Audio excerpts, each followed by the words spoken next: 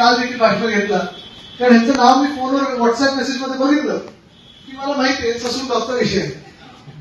पण निश्चित काल की पहिला मी कृष्णदादांना पण सचिन भाऊंचा तोच व्हिडिओ पाठवला, मी बघा उत्तर आलेलं आहे आणि ह्याला बोलतो शिवसेनेची ताकद, शिवसेना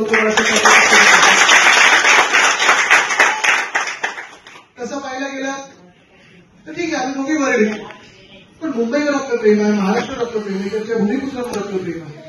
आणि अनेक वर्षाचे आपण वेगवेगळे व्यवसाय कसा सुद्धा करत आला, कोण पॅकेजिंगमध्ये, कोण ट्रेडिंगमध्ये, कोण एक्सपोर्टमध्ये, कोण मासेमारीमध्ये, सगळे मत्स्य व्यवसाय हा आमच्याशी एकदम जवळचे निगडीत आहे. कोळीवाड्यात देखील आम्ही फिरत असताना अनेकदा आम्ही अशा कल्याणमध्ये जातो, तिथे आपले कोळी बांधव भेटत असतात आणि मग परत तिथे वेगवेगळ्या व्यवसायाचे देखील लोक आता ते कोळीवाड्यात राहतात. मग कोण बोट चालवणार असतं, कोण नेटवर असतं, हे सगळे विषय साधारणपणे आम्ही जाणतो. गेले 1.5-2 वर्ष आम्ही हे देखील बघत आहोत की जसं ससून डॉक्टर एक धोक्याची घंटा आता आपल्याला दिसते, तशीच मुंबईच्या कोळीवाड्यांवर देखील क्लस्टरमध्ये जात आहे का, तेव्हा देखील सचिन भाऊंनी मी हा विषय घेतला होता आणि जोरदार घेतला होता की कोळीवाडे हे काही एसआरए प्रोजेक्टवर जाऊ शकत नाही. कोळीवाडा हा कोळीवाडाच असायला पाहिजे आणि यांचं जे हॅबिटेशन आहे हे वेगळं तरी एक नियम लागू झाला पाहिजे. पण मुंबईचा विषय असेल, डीबीटीचा विषय असेल, ससून डॉक्टरचा विषय असेल, अरविंद सावंत साहेब असतील, आम्ही सगळेच, मला खास करून उद्धव साहेबांनी देखील सांगितलं की हा विषय आपण घेतलाच पाहिजे आणि सोडवलाच पाहिजे. आणि आम्हाला सगळ्यांना सांगितलं होतं की जर काल त्यांना उत्तर आलं नसतं मंत्री महोदयांकडून, आश्वासन आलं नसतं, तर आपल्याला रस्त्यावर उतरणं गरजेचं पडलं तर आपण उतरलं पाहिजे, आंदोलन केलं पाहिजे. आज उत्तर आलेलं आहे, कृती होईल. पण महत्वाची गोष्ट हीच आहे की ससून डॉक्टर एवढ्या वर्ष आपल्या मुंबईच्या हक्काचा राहिलेला आहे, तुमच्या आपल्या सर्वांचा राहिलेला आहे. आज दिल्लीमधून कोणीतरी सांगतं की नाही आता ही जागा ही दिल्ली सरकारची, केंद्र सरकारची, बीपीटीची आम्हाला दिली पाहिजे, एमबीपीटीची आम्हाला दिली पाहिजे. मुख्य प्रश्न हाच राहतो की ही जागा त्यांची आहे, हे ठरवलं कोणी.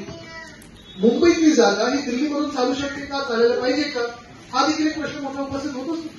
आता मध्यंतरीच्या काळात मी पाहत होतो पीपी ऍक्टमध्ये अर्ध्या लोकांना बाहेर पडत होते, दुकानदारांना बाहेर पडत होते. काही मागच्या आठवड्यात मला काशी रिव्ह्यूवर बंद केलं होतं, आपल्या कोळी मंडळाला बाहेर काढलं होतं. मी तुम्हाला आज एक शब्द द्यायला आलेलो आहे की जसा हा लढा काल वरच्या बाजूमध्ये सचिन भाऊंनी यशस्वीपणे लढून दाखवलेला आहे, पुढचं कुठचंही संकट तुमचं राहिलं, आतापर्यंत जसे आम्ही तुमच्यासोबत राहिलेलो आहोत तसंच राहू आणि लढत राहू, कारण ही मुंबई आपली आहे आणि इथे आवाज तुमचाच असायला पाहिजे.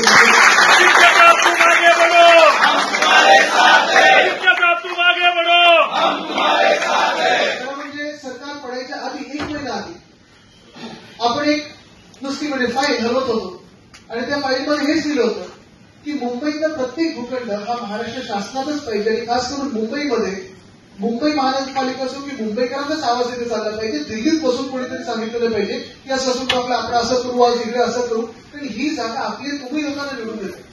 अरविंद सावंत साहेब देखील हा विषय घेणार आहेत. दिल्लीचा आता जे सदनात सुरू होईल, पार्लमेंटमध्ये सुरू होईल, तिथे तो विषय घेणारच आहे. पण भाऊ मी तुमचं खरोखर मनापासून आभार मानतो, तुम्ही ज्या प्रकारे काल तो विषय मांडलात आणि त्याला उत्तर देण्यास भाग पडलं. मला तुमच्या सगळ्यांच्या वतीने मी भाऊचा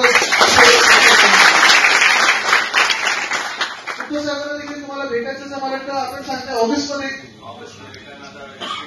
31 जुलै नंतर म्हणजे ऑगस्टमध्ये आपण एक कार्यक्रम घेऊ.